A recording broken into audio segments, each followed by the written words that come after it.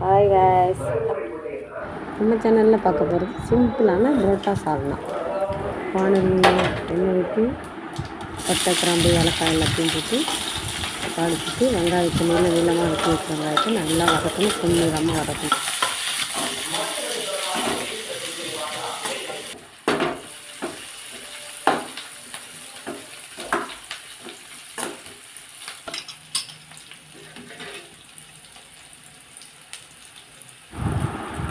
அது பிறகு தக்காளி 2 தக்காளி 3 பச்சை மிளகாய் போட்டு நன்கு வதக்கணும். கொஞ்சமாக தேவையான உப்பு போட்டு நல்லா வதக்கிட்டு மூடி வச்சுக்கணும்.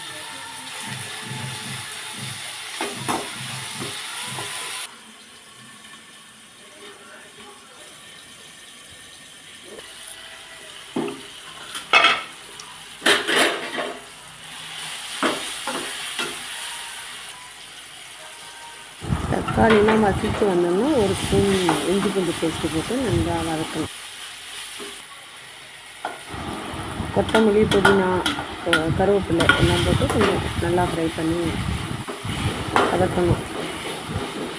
பிறகு தேவையான அளவு மஞ்சள்தூள், கரம் மசாலா, சிக்கன் பவுடர் எல்லாம் போட்டு நல்லா வதக்கணும்.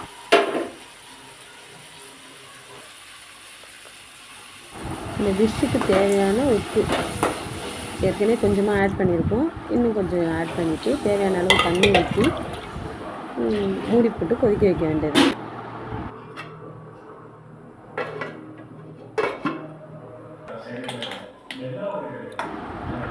சுவையாக இருக்கும்.